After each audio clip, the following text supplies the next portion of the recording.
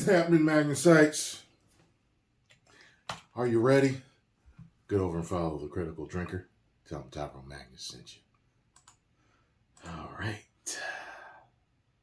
Fate truly is a cruel mistress, dear viewer. No matter how much knowledge you have of what's coming, no matter how hard you try to warn people or change the course of events, certain things are simply inevitable. Yeah. Like The Flash being a steaming pile of garbage that nobody wants to watch. I mean, to be fair, you didn't exactly have to be Mystic Meg to make that particular prediction. It was a film that had almost everything going against it. A lame duck movie from a dead cinematic universe at a time when the superhero genre is in decline anyway, relying on the played out trope of the multiverse to shoehorn in a bunch of meaningless cameos that do nothing but remind us of better days long gone, and based around an unpopular character played by an actor with, personal issues.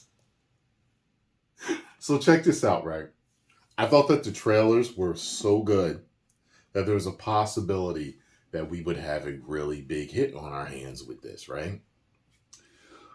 After I did my review, I always read the comments when I can. So I was realizing just how many people had a problem with the stuff that he did. And you should. Hell, I do.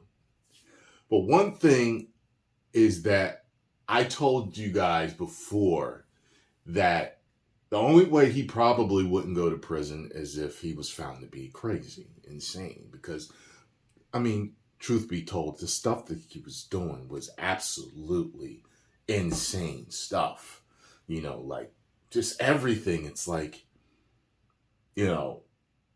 we've read about people in the past, and people in the past in the news have been like this, saying the stuff they was saying and doing similar things. It's like, okay, this guy needs help, like literal help. Like locking him away is not going to help him.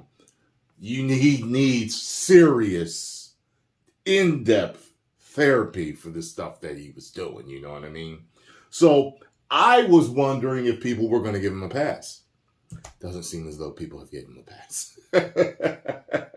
So there's that on top of the irritating younger Barry and the special effects. People ain't having it. That's all bunch of bad stuff right there, So I hear it's not doing well. I hear that Black Adam actually was doing better when it opened than this is, which I really didn't expect after me seeing the trailers. But okay. Hi, this is Ezra Miller, the Mad Goose Wizard. What the fuck is that? Nice one, Ezra. Never change. It all added up to a film with all the prospects of Peter Dinklage. And he was laughing. Here we are, 6 directors, $250 million, and God knows how many rewrites and reshoots later. But damn, man, even I didn't expect it to be this much of an overblown, chaotic, unfocused, visually disgusting mess. The Flash is basically 2 hours of creative diarrhea, a messy combination of good ideas, baffling cameos, and deep references that casual fans won't even get, and absolute dogshit CGI splattered all across the screen. The whole time I was watching it, I kept turning to Scarlo, because she's a casual fan. I turned to Scarlo and I'm just like, hey, I said, you don't get that, do you? Okay, I'm going to explain to you after. It means something, trust me. Or, something would happen, and then she wouldn't react. I would react, other people in theater would react. So what does that mean? I got to explain it to you after. So when we got home, I literally went to Flashpoint. We watched the Flashpoint, and I was showing her different stuff from there that coincided with this movie. And oh boy, I had a whole time explaining things to her. So it was a super fan Easter egg fest, callback fest. This movie was in a lot of ways, which I really liked. But let's continue. Anyway, grab your spandex running suit and let's do our best to make sense of this. So the movie opens with nobody's favourite superhero, Barry Allen, who's on his way to court for his father's final appeal against his life sentence for the murder of his wife. Unfortunately, Barry gets held up by an emergency where he has to save a bunch of fallen babies by throwing them into microwaves. And if that sounds like I've been on the toilet duck again, then yes, I have. But it's also... When he put the baby in the microwave, I was like, oh my God. And I said it in the theater, you don't put a baby in a microwave. But I guess it protected the baby. But then when it dings, but right before he opens it to take the baby out, like, that would mean it was on. You know what I mean? Whatever. Also a thing that actually happens in this movie, and yes, it is as dumb as it sounds. It's also a convenient excuse to shoehorn in a couple of cameos from Batman and Wonder Woman. And don't told worry, y'all. if you like meaningless cameos that go nowhere, there's going to be plenty more on the way. Cowl was horrible. Believe that.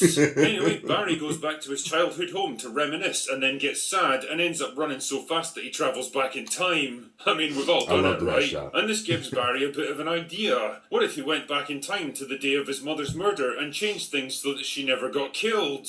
Bruce doesn't think this is a very good idea to go messing with the timeline because of every single time travel movie ever, but Barry's like, nah, it'll be fine. So back he goes and saves his mum. Job done, mission complete. Except it isn't, because now he finds himself in 2013, right before the events of Man of Steel, where he runs into a younger version himself that doesn't have his powers yet. And this is where you need to strap yourself in, dear viewer, because if you thought that one Ezra Miller on screen was more abrasive than Aquafina trying to rap... Remember my song in the swamp when I was like, well, all I can say is that the rest of the movie's going to be a bit of a slog for you. Anyway, they're interrupted by the arrival of General Zod, who's on Earth looking for Superman. So the two Barrys decide they have to bring together the Justice League to fight him. The only Like, did y'all just see that? Look. That's one of those shots where I'm like, let me see here. On Earth looking for Superman.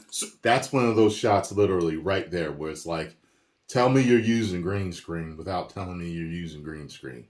Like, whatever that is not top notch. And that is sprinkled in throughout the movie several times where it looks like this. It's got this uncanny valley or video gamey look to it. And I'm not talking about the ones that he said was meant to look like that.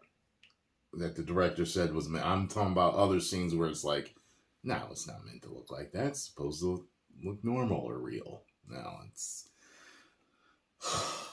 So the two Barrys decide they have to bring together the Justice League to fight him. The only problem is that they don't actually exist here. Cyborg is still just a college football player. Aquaman was apparently never born. And Wonder Woman is, on vacation or something? I don't fucking know because the script doesn't seem to know either. The only option left is Bruce. So they go to Wayne Manor to find him, except he's not the Bruce Wayne that they remember. And take note of this segment because it's one of the few parts of the movie that's actually pretty good.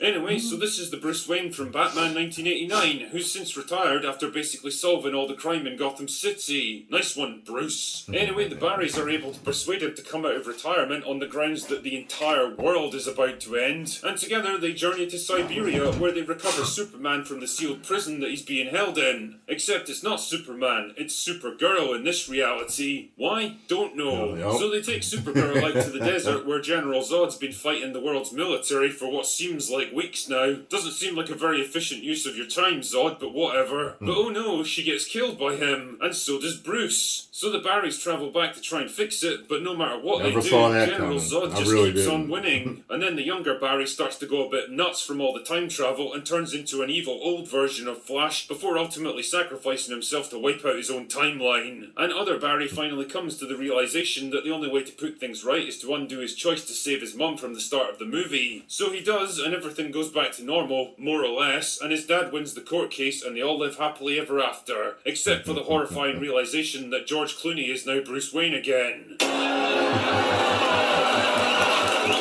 was a leave the cave without it. You know, I've used the term Frankenstein's monster quite a bit to describe movies over the past few years, but honestly, it's tough to think of a more accurate metaphor for what The Flash is. It seems to have been assembled from the chunks of like a dozen other aborted scripts and half-baked ideas, awkwardly stitched together into something that vaguely resembles a story, and jolted into life in the hopes that it'll shamble around long enough to make back its massive budget. And if the opening box office is anything to go by, well, it won't. The first half is probably the more focused and coherent, but ironically it's the least enjoyable, mainly because it's centered entirely around Barry, both of him. And that's a problem because the worst aspect of the Flash movie is the Flash himself. Specifically, Ezra Miller's take on the Flash. Basically, he's just as hyperactive, verbose, and gratingly irritating as he was in Justice League, always trying too hard to be funny, trying too hard to be likeable, trying too hard to act, and having two of him play off each other just multiplies the problem exponentially. You can tell there's been a real concerted effort to... They did a good job of it, though. The special effects and the interaction between the two was like you forget that it's really just him playing, another version of himself. It was just like, I bought it, rehabilitate Miller's public image in the weeks leading up to this film with so many drooling articles all saying basically the same thing that you'd swear they'd been given talking points specifically by the studio. Ezra Miller has never gone Ezra Miller the way they do in The Flash. With sculpted dark eyebrows and insinuating lips, the actor is a mesmerizing camera subject, like the young Jimmy Fallon crossed with the young Bob Dylan. Jesus Christ, calm down a bit, mate. This is the journalistic equivalent of blowing him right in front of the entire world. But none of that can change what's actually up there on screen, and if your main character is the least likeable part of your movie, well, you know you've got problems. As far as the other characters go, I can't say a whole lot about Supergirl because she's less of a character than a key item that has to be recovered to move the plot forwards. You never get a whole lot of insight into who she is because she arrives late to the party and doesn't get enough time to make an impression. And it's kind of a shame because the actress does a decent job and I wouldn't have minded seeing more of her, but she gets kind of lost in the chaotic, overstuffed mess that is the film's second hour. General Zod is a fucking weird choice of antagonist for a Flash movie, a character from a movie 10 years ago that has absolutely zero history or connection to Barry. It'd be like bringing back the Red Skull and having him fight Doctor Strange. I mean, in the hands of smarter writers, this probably could have been a...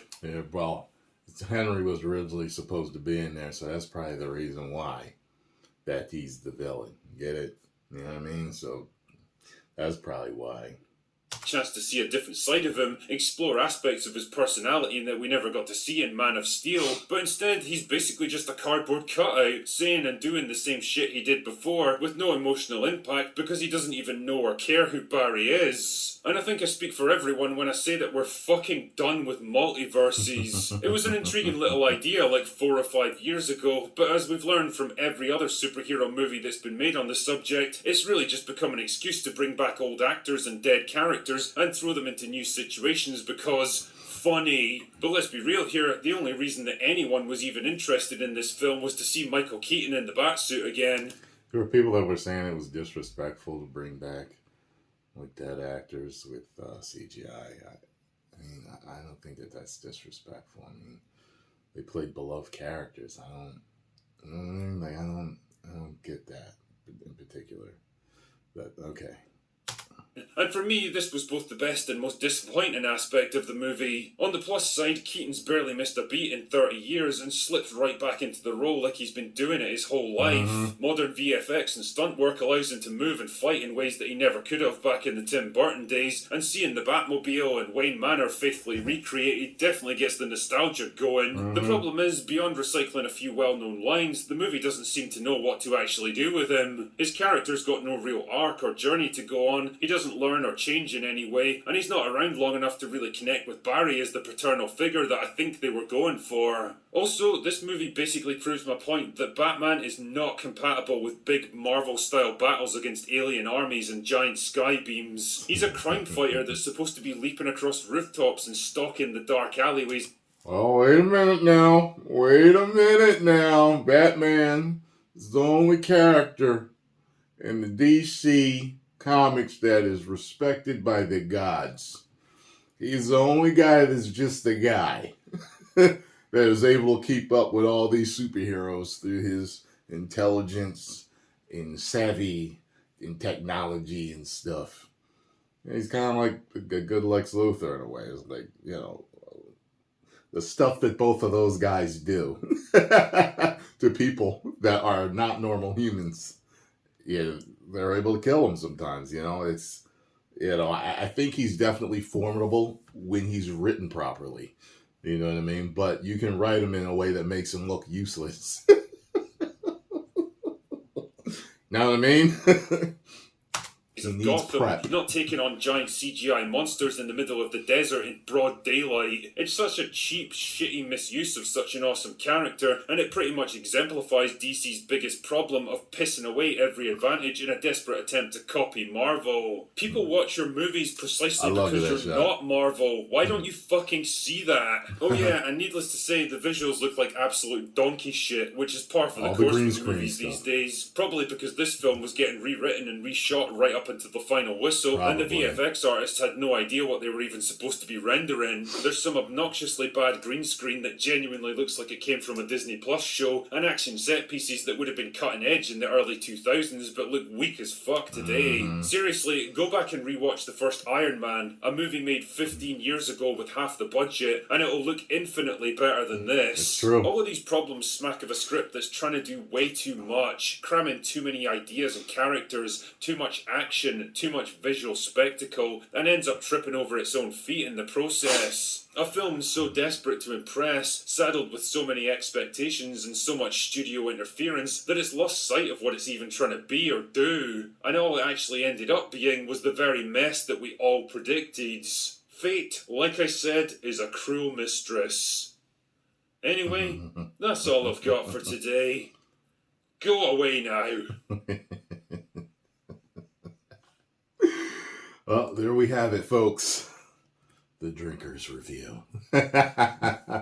Definitely agreed with him 99%. It is what it is.